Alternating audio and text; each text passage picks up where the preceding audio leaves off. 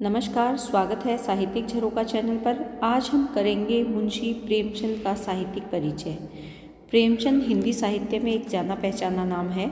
इन्होंने ऐसे साहित्य की रचना की जो शाश्वत और स्थायी है। जो तत्व इन्होंने लेखन में लिए वो तत्व शाश्वत भी हैं और स्थायी भी हैं। इसीलिए इनका साहित्य अमर साहित्य माना गया है।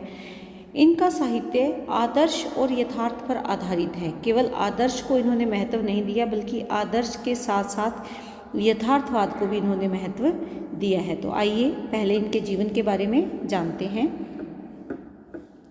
देखिए, मुंशी प्रेमचंद का जन्म काशी के समीप लमही नामक गांव में 31 जुलाई सन 1880 ईस्वी में हुआ। इनका वास्तविक नाम धनपत राय था। इनके पिता अजायब राय थे जो कि डाक मुंशी के पद पर कार्य करते थे। माता का नाम आनंदी देवी था। लेकिन दोनों का ही प्रेम मुंशी प्रेमचंद को बहुत अधिक दिनों तक नहीं मिला, क्योंकि जब ये 7 साल के थे तो इनकी माता का निधन हो गया और जब मुंशी प्रेमचंद 14 साल के हुए तो उनके पिता का भी निधन हो गया। इनकी जो विवाह है वो भी छोटी आयु में इनका विवाह हो गया था। पत्नी का नाम था शिवरानी देवी। ये बाल विधवा थी। तत्कालीन समाज में बाल विधवा से विवाह करना अपने आप में एक बड़ा कदम था जो कि मुंशी प्रेमचंद ने उठाया था। इनके 3 संतानें थी, श्रीपत राय, अमृत राय और कमला देवी इनकी पुत्री का नाम था। इनकी जो शिक्षा है, प्रारंभिक शिक्षा की अगर बात करें तो प्रारंभिक शिक्षा इन्होंने मुख्य तौर पर उर्दू और फारसी भाषा में ही प्राप्त की। सन 1898 ईस्वी में मैट्रिक की परीक्षा उत्तीर्ण की। उसके बाद ये शिक्षक के पद पर नियुक्त हुए। वहीं स्थानीय एक स्कूल में कुछ समय के लिए इन्होंने शिक्षक का कार्य भी किया। 1919 ईस्वी में इन्होंने बीए की डिग्री भी प्राप्त कर ली और उसके बाद ये शिक्षा विभाग में इंस्पेक्टर के पद पर भी नियुक्त हुए। तो ये इनका शैक्षिक कार्यक्षेत्र है। इनका देहांत 8 अक्टूबर सन 1936 ईस्वी में हुआ। तो ये इनका जीवन परिचय है। जीवन में इन्होंने शिक्षा के क्षेत्र में बहुत मेहनत की और स्वयं की मेहनत से ही, क्योंकि ये शिक्षा से जुड़े रहे, मैट्रिक की परीक्षा उत्तीर्ण की, उसके बाद +2 की परीक्षा आई, फिर बीए की डिग्री इन्होंने प्राप्त की। यानी शिक्षा में ये अच्छे थे और बचपन से इनका जो झुकाव था वो लेखन की तरफ रहा। तो ये इनका जीवन परिचय है। इसके बाद इनका साहित्यिक परिचय की अगर बात करें तो प्रारंभ में इन्होंने उर्दू में जब ये लिखना शुरू किया, सबसे पहले इन्होंने उर्दू में ही लेखन कार्य प्रारंभ किया था और वहाँ पर उर्दू में ये नवाब राय के नाम से लिखते थे। हिंदी में इन्होंने प्रेमचंद के नाम से लिखना प्रारंभ किया। 1907 में इनकी रचना आई थी सोजे वतन, जो कि अंग्रेज़ सरकार के द्वारा जब्त कर ली गई थी, उर्दू में थी। अंग्रेज़ सरकार ने जब इसको जब्त कर लिया तो उसके पश्चात इन्होंने हिंदी में लिखना प्रारंभ किया।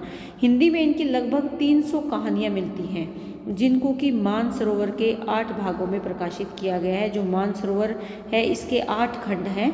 मानसरोवर पुस्तक का नाम है, कहानी संग्रह है और इस कहानी संग्रह के 8 भाग हैं और इन 8 भाग में 300 कहानियाँ संकलित हैं। इनके जो प्रसिद्ध उपन्यास है वो निर्मला, प्रतिज्ञा, वरदान, रंगभूमि, कर्मभूमि, सेवा सदन, प्रेम आश्रम, गबन और गोदान, ये इनके प्रसिद्ध उपन्यास है। गोदान उपन्यास उस समय का चित्रण है। अगर विद्वान ये मानते हैं कि अगर हमें 18वीं शताब्दी की सामाजिक, राजनीतिक या व्यक्तिगत जीवन की परिस्थितियों को अगर जानना है, समाज में व्यक्ति कैसे जीवन जीता है जानना है, किसानों की स्थिति को अगर जानना है, तो अगर गोदान पढ़ लेते हैं तो सारी स्थिति स्पष्ट हो जाती है। तो गोदान इनका एक महत्वपूर्ण और बहुत ही प्रसिद्ध उपन्यास है।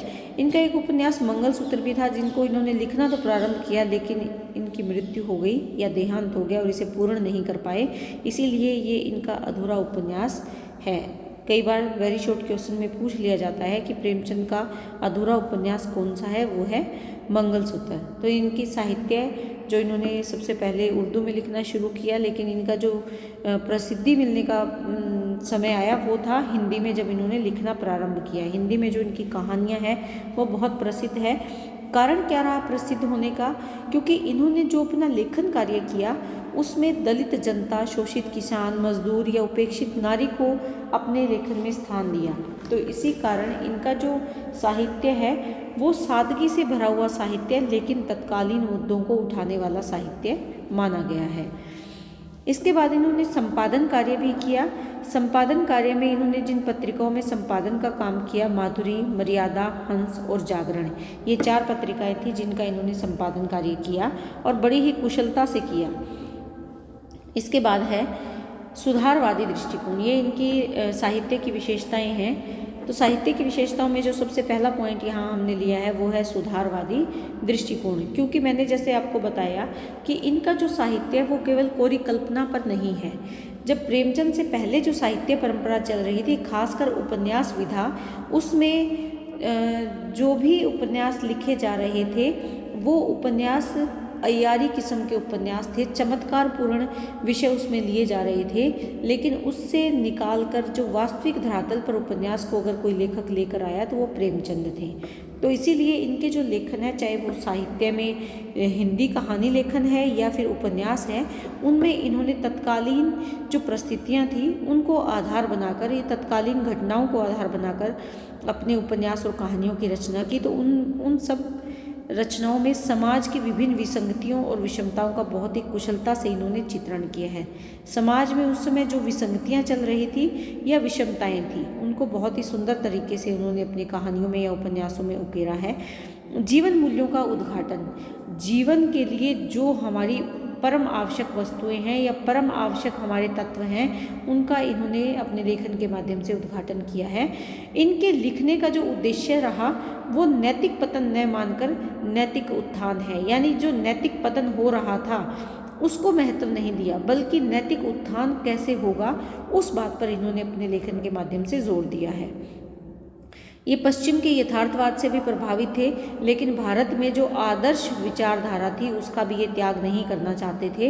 लेकिन समाज को दोनों ही चीज़ें चाहिए थी। पश्चिम की तरफ हमारा जो देश है या देश की युवा पीढ़ी है वो आकर्षित हो रही थी, इसीलिए पश्चिम के यथार्थवाद को भी अपनाना ज़रूरी था, और जो भारतीय परंपरा के अनुसार जो हमारे आदर्श है उनका त्याग भी नहीं किया जा सकता था। तो इन्होंने दोनों ही चीज़ों में, दोनों ही तत्वों में संतुलन बनाकर कार्य किया लेखन का।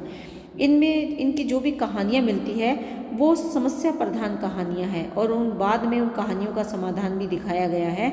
यानी जिन भी कहानियों को लिया वो केवल मनोरंजन से भरपूर कहानियाँ नहीं हैं, बल्कि समाज की समस्याओं को उठाने वाली इनकी कहानियाँ हैं या इनके उपन्यास हैं। दूसरा हमारा जो हम यहाँ विशेषता लेते हैं वो है गांधीवादी विचारधारा का संपादन। देखिए, उस समय हमारा देश आज़ादी के लिए संघर्ष कर रहा था जब प्रेमचंद जी ने लिखने का कार्य किया, और ये स्वयं भी राष्ट्रीय आंदोलन में भाग लेते हुए इनको जेल भी जाना पड़ा था। इसीलिए ये गांधीवाद से बहुत अधिक प्रभावित थे, और यही प्रभाव इनके लेखन में भी दिखाई देता है। इन्होंने राष्ट्रीय आंदोलन में भाग लेने के लिए स्वयं ने सरकारी नौकरी से भी त्यागपत्र दे दिया था, यानी सरकारी नौकरी छोड़ दी थी, इसलिए राष्ट्रीय आंदोलन में भाग लेने के लिए। गांधी जी के जो सिद्धांत थे, अहिंसा, सत्याग्रह, इनमें इनका बहुत अधिक विश्वास था, और ये जो विश्वास है या इन सिद्धांतों में उनका जो मन रमता था, उन विचारधाराओं को इन्होंने अपने लेखन में भी शामिल किया है। ये इसी गांधीवादी विचारधारा के द्वारा देश को स्वतंत्र कराने का आग्रह करते हैं अपने लेखन के माध्यम से। यानी ये क्या मानते हैं कि हमें अगर देश को आज़ाद या स्वतंत्र करवाना है तो हमें गांधीवादी विचारधारा को मानकर, इसी को अपनाकर हम देश को स्वतंत्र करवा सकते हैं। तो ये जो गांधीवादी विचारधारा का प्रतिपादन है ये इन्होंने अपने लेखन के माध्यम से भी किया है। उसके बाद हमारे पास ये तीसरा जो विशेषता इसकी मिलती है वो है मनोवैज्ञानिकता का निर्माण। देखिए, प्रेमचंद जी ने केवल कोरी कल्पना को अपने काव्य में अपने लेखन में स्थान नहीं दिया है, बल्कि इन्होंने मनोवैज्ञानिक विश्लेषण को अपने लेखन में स्थान दिया है। इसी चीज़ को इन्होंने प्रमुख उद्देश्य माना है अपने लेखन का, क्योंकि इन्होंने जो विषय लिए हैं उन विषयों में मनोविज्ञान को प्रभाव रूप से शामिल किया है या मुख्य रूप से शामिल किया है। मन के जो भाव हैं, जैसे ईदगाह कहानी हम सब ने पढ़ी है, उसमें एक नन्हे बच्चे की मनोविश्लेषणात्मक प्रवृत्ति को या उनके मन के विश्लेषण का कितने अच्छे से चित्रण किया है प्रेमचंद जी ने, ये आप अच्छे से जानते हैं। इन्होंने मनोवैज्ञानिक सत्य का उद्घाटन लेखन के माध्यम से किया है, यानी मन का जो उथल पुथल है या मन के जो भाव हैं उसको इन्होंने विशेष रूप से महत्व दिया है। जीवन की विभिन्न जो परिस्थितियां हैं उनमें मानव मन की क्या अंतर्वृत्तियाँ है या मानव मन में क्या विचारधाराएं चलती है, उस स्थिति का भी इन्होंने चित्रण किया। जीवन के जो उतार चढ़ाव आते हैं उसमें मानव मन कैसे सोचता है, कैसे उन परिस्थितियों का सामना करता है, उन सब का इन्होंने अपने लेखन के माध्यम से चित्रण किया है। इसके बाद है हमारे पास चौथा ये विशेषता का पॉइंट है समाज के विभिन्न वर्गों का वर्णन। देखिए, प्रेमचंद जी ने अपनी रचनाओं में समाज को महत्वपूर्ण स्थान देते हुए अपनी रचनाओं में समाज के विभिन्न वर्गों का चित्रण किया है। वो वर्ग कौन कौन से हैं, चाहे वो वर्ग किसान से जुड़ा हुआ वर्ग है, चाहे वो मजदूर से जुड़ा हुआ वर्ग है, चाहे उसमें जो दलित जनता है उनका चित्रण है, या समाज में जिस नारी को हम उपेक्षित मान रहे थे उस नारी की मनोदशा का भी इन्होंने अपने लेखन में स्थान बनाया है या उसका चित्रण किया है। यहाँ मैंने किसान के बारे में बताया, किसान की दयनीय दशा से लेकर नगर की सुख सुविधा संपन्न जीवन का चित्रण इन्होंने अपने उपन्यास और कहानियों में किया है। यानी किसान कैसे खेत में अपनी दयनीय दशा के साथ अपना जीवन यापन करता है, स्वयं खेती करते हुए भी उसके पास अन्न की कमी है, और नगरों में रहने वाले जो सुख सुविधा भोगने वाले जो लोग हैं, पूंजीपति वर्ग है, उसका भी इन्होंने स्पष्ट तौर पर चित्रण अपने लेखन में, उपन्यास या कहानियों में किया है। इसके बाद हमारे पास जो पांचवा पॉइंट आता है वो है भाषा शैली का।